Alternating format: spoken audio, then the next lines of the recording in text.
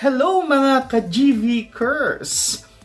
This time, the boys ni Pepe or binata ni Pepe will also give their point of views on the analysis through form of poetry. Their own point of view of what is poetry and at the same time, what is content of poetry and forms of fiction. So please check this out. Hey guys, welcome back to our creative writing vlog. Today we will be talking about what makes a poetry so interesting, so creative. And we will also get to define what is poetry based from our own understanding.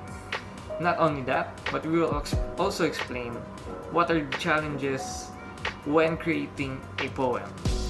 But don't you worry, we will show you guys the challenges and hopefully we would be able to encourage you or motivate you guys to go pass through these challenges and create your own poem. So, let's go! Hi guys, so for today our topic would be definition of poetry. So, definition of poetry in my own understanding, it would be that poetry is a way to express feelings or ideas of a person or anybody. It could be us, it could be our parents, it could be children, anyone. And that poetry is a way to strung words together to form sounds, images, and ideas that is hard to understand or describe directly. That is all. Thank you. So today my question is, what is my biggest challenge of writing a poem? So my biggest challenge of writing a poem is that I should think before I write a romantic poem so that people can be interested to it. Like a poem about a true story or an essay or a letter.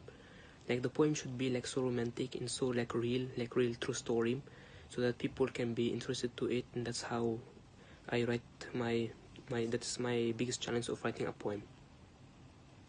Hey guys, now I will discuss about my own understanding about poetry. So, poetry for me is the way on how writers express their own feelings by writing. So, poetry also depends on the creativity of a writer. And poetry is more than just words. It is used to express your own feelings, your mentality in a way using poetry. So for me, poetry is a very important thing, especially for some writers, well, all of them, because using poetry as to escape from the problems that they have or something, or either using poetry to express their own feelings to other people. Yeah, poetry is more than just words, so use it wisely.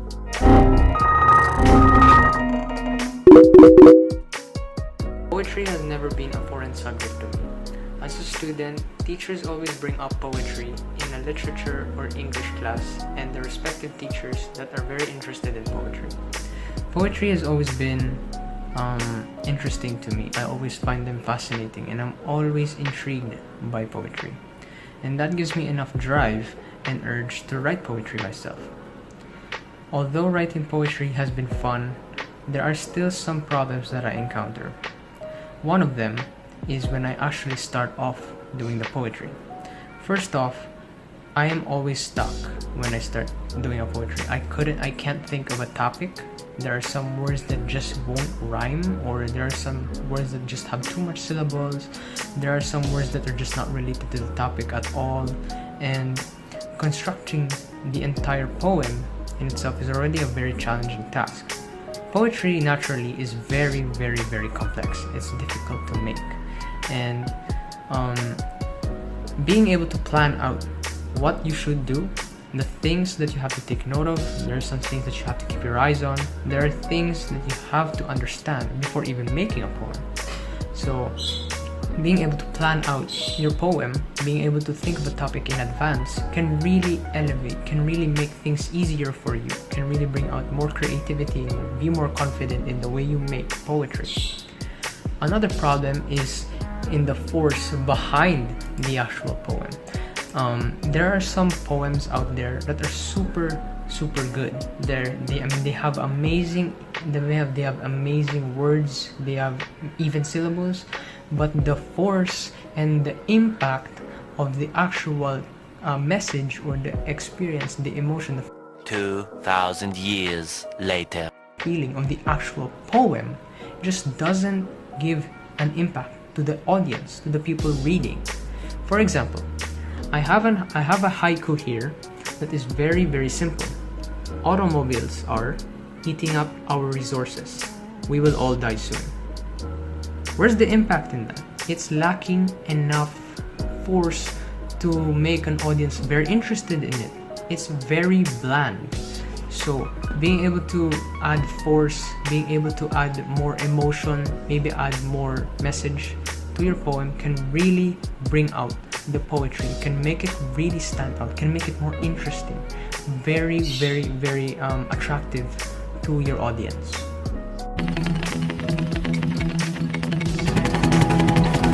So the main challenges that I face while writing a poem is basically how I write it and how can I put my vision into the poem. For me, I can't execute a poem without putting my own words to it, which is also another problem. You have to be careful with the words that you put in a poem, because a poem is like a shorter version of a story. So basically, you want the poem to tell your story in a very quick way, in a short way, which also leads to how to rhyme the words, how it reacts to the past sentence that you made. Also, another problem is, well, for me, how a problem is how to end it, because ending a poem is like it's hard where it comes to like your story. You don't know how to end it, you don't know where to end it, and you don't want to make the poem too long.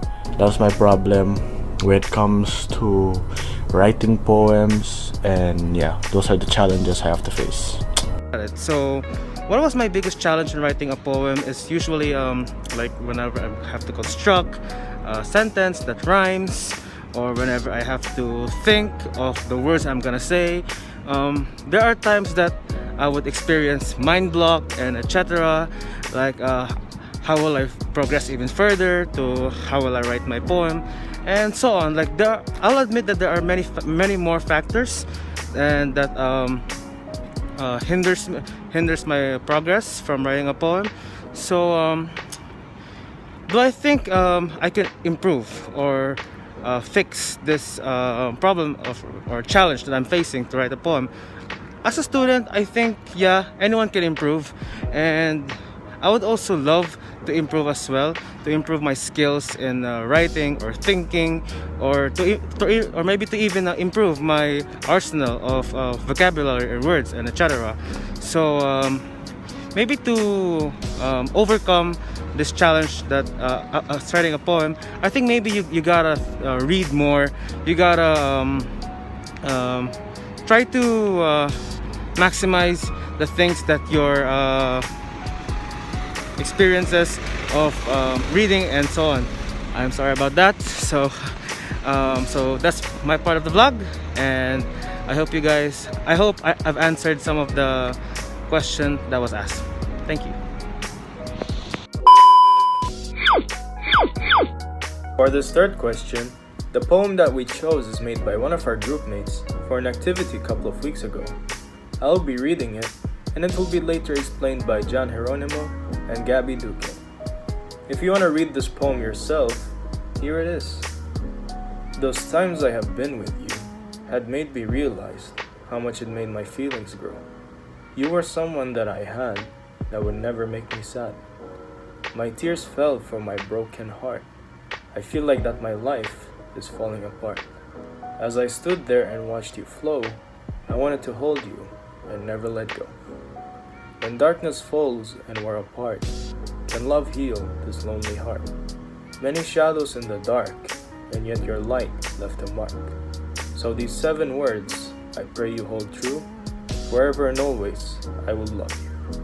So this is the poem that we chose, and now you'll be hearing its explanations from John Geronimo and Gabby Duque. So I will be talking about the different figurative languages used in the poem. So first of all, what is figurative language? Figurative language is the phrasing that goes beyond the literal meaning of the words to get a message or point across. Some examples of figurative languages that are most commonly used would be simile, metaphor, hyperbole, personification, idioms, and etc. So back to the poem. I would be talking about the first two stanzas in the poem and how it uses the figurative languages. So for the first stanza, those times I have been with you has made me realize how much it made my feelings grow. You were someone that I had that would never make me sad. And for the second stanza, my tears fell from my broken heart. I feel like my life is falling apart. As I stood there and watched it flow, I wanted to hold you and never let go. So in these two stanzas, we could clearly see some signs of figurative languages being used, such as the line, "My tears fell from my broken heart," which is clearly personification because of how it personifies the heart being broken and how the tears fall for it. Other figurative languages were also used in this poem, such as metaphor. So the reason why writers often use figurative languages in their poems is because with this technique, it is an easy and effective way of communicating an idea that is not easily understood because of the abstract nature or complexity, where writers of prose and poetry use figurative languages to elicit emotion. It also helps readers form mental images and draw readers into work. So now I'll be talking about the last two stanzas of the poem. Based on my understanding, the first stanza is that it shows no matter where you are in the world, like no matter where the person is, you still love that person. It's like you still love that person despite circumstances. Like just the presence of the person you love can really make a mark in your heart. And then in the second stanza, the last, it's just very simple. It is where like it's just no matter what, you will always and forever will love that person. So that's it. And I am back. So hopefully you guys enjoyed the video. Hopefully you learned something as well. And we also hope that you guys were motivated enough or encouraged enough to create your own poem that can eventually be useful for your future or even to your friends. This can be your passion. This can be your hobby. So go out there and do what you do best. So that's pretty much it. Thank you for enjoying the video.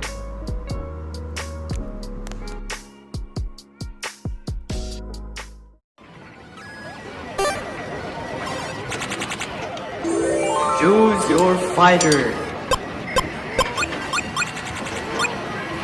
Slightly inspired. Hey guys, so today we will be talking about what is the importance of applying tone, theme, symbol, and motive as the content of poetry. So without further ado, let's go. Hi guys, so for our lesson of the day, it's all about context of poetry. Now, it refers to the author's knowledge of the topic of the poem. When the author knows much about the topic, he or she is able to write about it more briefly and well organized. So, context of poetry compromises the context of the author's background, the tone, or the author's attitude or personal view toward the subject. And that content of poetry is basically like the poem's language.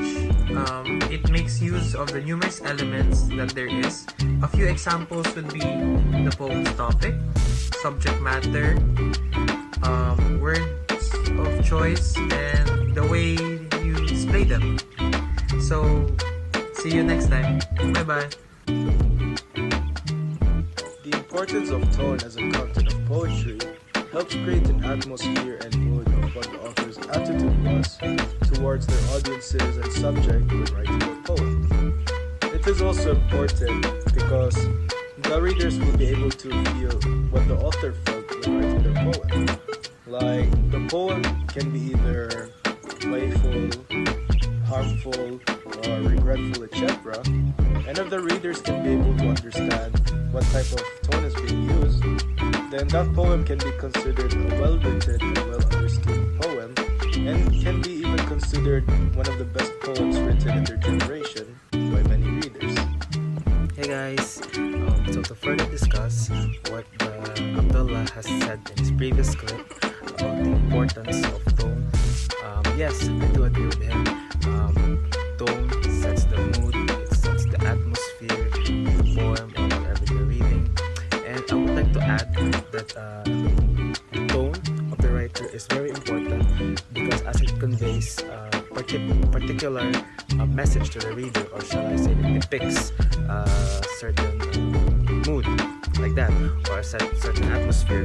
And tone is also very important because it is your attitude towards the subject or revealed through written language.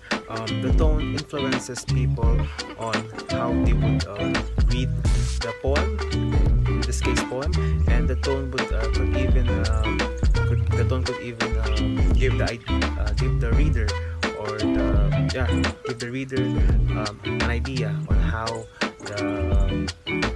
the poem or how the thing is reading, how it's going on, how it's set, and so on. So that's for my part. Thank you. Hi guys, so now I will be talking about one of the components of the content of poetry, and that is symbol. So a symbol is something used to represent something, like for example is an idea and beliefs of the writer. So through symbols the author can express him or herself. They can go beyond the literal meaning of something. So why is symbol important? Symbols makes the readers read the text a lot more. They can just to find the hidden message of the writer that he wants or she wants to express in the story. So they tend to get more entertained and interested with the symbols in a poetry. Also, it is important because the writer here can express him or herself using it as a way through symbols. That's it. So today my question is, what is a symbol? A symbol is a mark, sight, or word that indicate significant or in understood as representing an idea, object, or relationship. Symbol are allowed people to go beyond what is known or seen by creating linkage between other ways, very different concept and experience. So I'll be giving an example of motif and explaining its importance. So one of the most exciting techniques used by narrative writers is the careful weaving of a central element or motif throughout the story. So some examples I've gathered for motif is a repeated reference or visual of shattered glass, which may mean something in life is about to break, which may be a relationship, friendship, or even a life. Another example is a character who constantly misplaces things, which may mean the loss of someone or something significant in the horizon, which we can see how these two relate to each other because of how that character misplaces things, which may refer to that certain person being missing.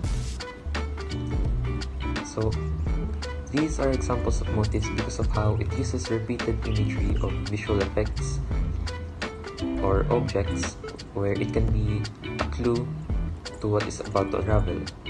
The certain clues would reappear in different parts of the story to show that it is soon to happen. So with these examples, we can see how the use of motifs play an important role in the story.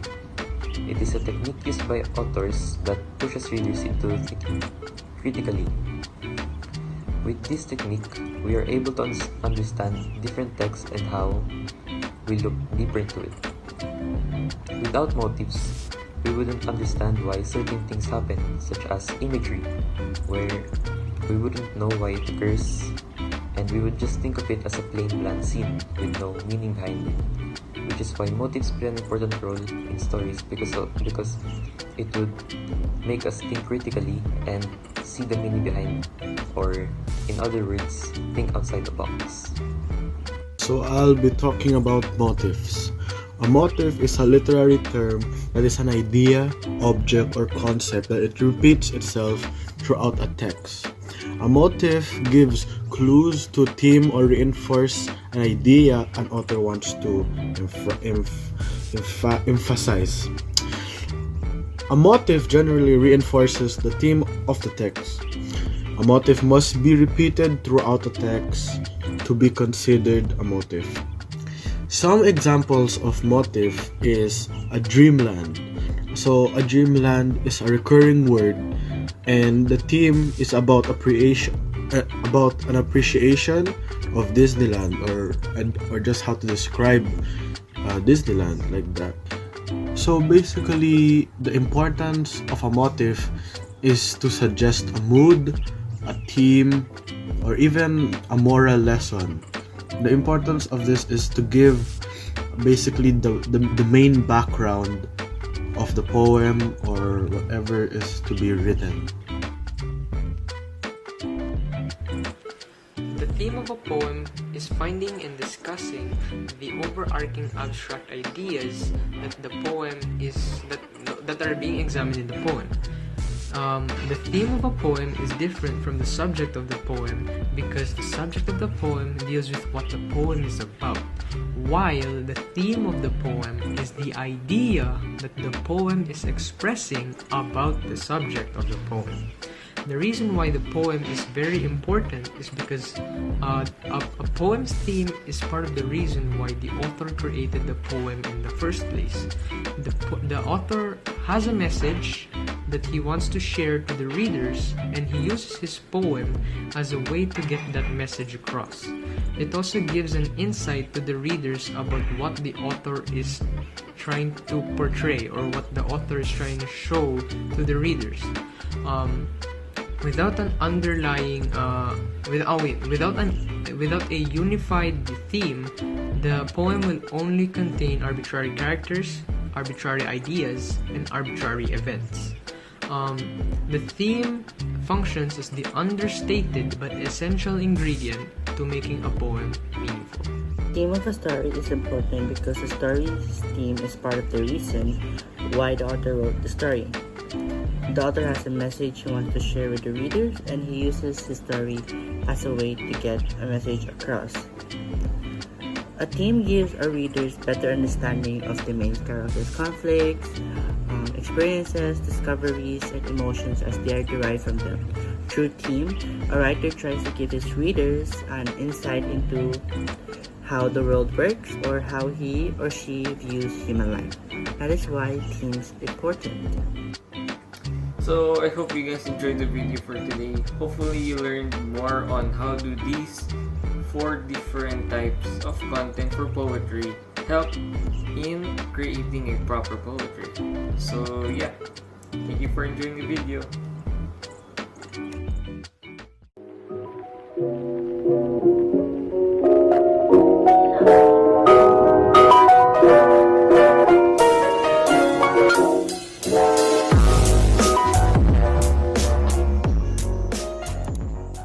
Welcome back to our creative writing vlog. Today we will just be discussing with you all what is the importance of the elements of fiction, what are its techniques, and what are its literary devices being used within it. So without further ado, let's go. Hi guys, so for our topic of the day, it's going to be all about the elements of fiction. Now, the elements of fiction are essential tools for every writer, as this is how you write about a story that you want to expose to the public. Now, we have the character. These are essentially the people or animals that are being talked about in the story itself. And then you have the plot, where the major events that move the action in a narrative way. It is also the sequence of major events in a story. Hey guys, good morning. So for my part of the vlog, I'll be discussing about the last 3 elements of fiction, which are conflict, point of view, and setting. So first, let me talk about conflict. So there are 3 types of conflict, which is man versus man, man versus self, and man versus nature, or man versus environment, we could say. Man versus man is when usually the guy, as it says, has a quarrel with another guy, or with his counterpart, shall we say, which is usually the antagonist versus the protagonist, or vice versa. And man versus self is usually when he has his own quarrel, or he has his own fight with his own self. And what do I mean by that? What I mean by that is that when usually the guy has his self is his own, could be his own antagonist at the same time, which is all through here. And there are plenty of movies that gives an example through this if you search in the internet about it. And it's usually more on mental, more on behavioral when it comes to man versus self. That's why it's called man versus self. And next is the man versus nature, or the environment. This is usually the type of movies which is him against the world, or him against everyone, which basically he will try to defy the odds of everyone which is around him, or the environment, or the nature, and so on. And next, I'll be talking about setting. A setting is usually the time and place where the thing is going on. Setting is usually used in short novels, in films, on stories, and so on. And based on my research, setting can change throughout the whole movie, or throughout the whole film, or throughout the whole novel, shall we say. And it could change from time to time, depending on the let's say chapter that you are in of whatever you are watching or reading. And next, I'll be talking about the point of view. So there are 3 types of point of view. There is first person, second person, and third person. So why do authors or filmmakers usually use point of views? They usually use point of views to basically so that we can have different perception, different view of the story that they're trying to show. Usually the stories, they would use it on first person and third person, like that. And second person is based on my experience from watching or reading, it's rarely used, to be honest. It's more on the first person and the third person. And if you search on the internet, there are plenty of examples that we could see about it. So that's it for my part of the vlog. It's 5 a.m. right now, and I'm gonna go head back home. Thank you for watching. Hey guys, so today I'll be talking about 2 more elements of fiction. So the first one is the symbol. A symbol is something which means something else. It is frequently used as a tangible, physical thing which symbolizes something intangible. So a brief explanation is, a symbol is the one making a poem or a story interesting. It is like finding a hidden message in a story, and it makes a story or a poem more interesting because it will make the readers more like think critically. And the next one is the theme. So the theme is the main idea of the writer that he wants to portray for the readers. So a brief explanation for the theme is, the theme is made for the readers to understand the kind of feeling the writer wants to express. So that's it for the elements of fiction.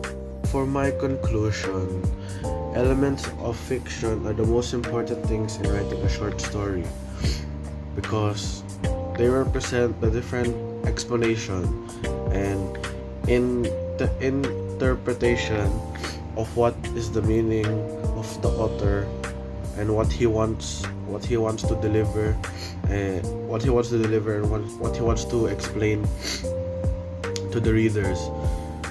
So it's basically very important for an author to know this type of elements of fiction because these are the main keys to express or how to create or a short story, because this what gives the author, these are like the main tools that the author needs into creating a short story, and without this the story is gonna be very messy and unorganized and unorthodox to the reader's eyes. So tone is the author's attitude when choosing a topic to write about. It is important in writing so that the readers can be able to guess what the attitude of the writer is while writing the story. If the readers can be able to guess what the writer's intention and tone are while writing the story, then that will be considered a good written story. Mood, on the other hand, is pretty similar to tone, except that the writer actually shows their feelings in a more obvious way. Whether the feelings of that writer is either happiness, sadness, anger, loneliness, and many other types of moods, then they can be able to express their feelings by making the main character of that story portraying as themselves and giving them their moods which they felt during that moment, which can surely catch the reader's attention. So this is why I think tone and mood is very important in writing, and now you'll be hearing some examples from Jiro. An example of tone and mood include joyful, moody, frightening, shocking, mysterious, jovial, confusing, etc. All these words, all these adjectives really bring an emphasis on what the author is trying to portray to the audience, and that really elevates how the author creates his or her poem.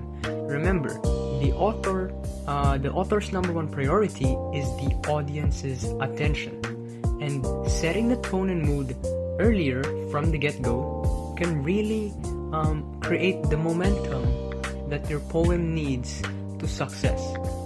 Without tone and mood, the thing you create, despite how good it is, despite how much effort you put into it, it just becomes bland. There's no emotions, there's no feelings to it. It almost feels like the author did this because he felt like doing it, because he felt like he was rushing it, and that really resonates with the actual audience and the thing the author is trying to make. Whether that be a poem or a fiction, it doesn't matter. If you do not set up tone or mood to whatever you're creating, expect it to not be successful at all. That is why tone and mood is extremely important to whatever you're creating. So as for me, foreshadowing is like, for example, your friend invited you to his birthday party, then after that he went to the kitchen to prepare dinner, and then in his house you find a gun, and you're like, why he have a gun in his house? Then you don't know what will happen later that story, that maybe your friend is gonna take the gun and shoot you with it, or maybe he's just gonna shoot someone with it. And that's what we call foreshadowing. So I will be giving an example of foreshadowing and explaining its importance. Foreshadowing is a pre-scene that shows something that will occur. An example I have is about a Western movie, where the good guy enters a bar, has a drink, and leaves, while the bad guy scowls and spits on the floor, and with this, we would already know that there's definitely more to come between them. So this is an example of foreshadowing because of how it showcased both characters and how they cross paths. We could already tell that this is a clue that they will soon meet again, where the conflict starts to happen.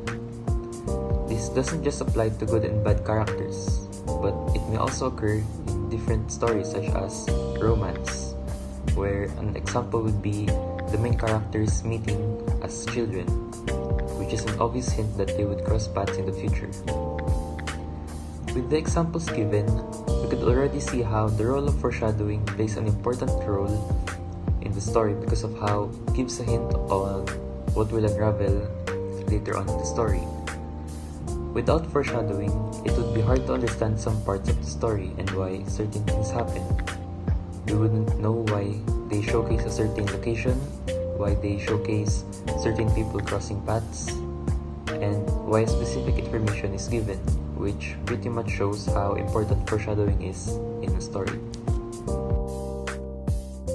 Symbolism is a mark, sign, or word that indicates, signifies, or is understood as representing an idea, object, or relationship. Symbols allow people to go beyond what is known or seen by creating linkages between otherwise very different concepts and experiences. Hey guys, so now I will be giving some examples of symbolism. So let's get started. So for number one, here we have is a red rose, as red stands up for love or romance. And yeah, so number two, here we have is the color black, as this symbol can represent evil or death.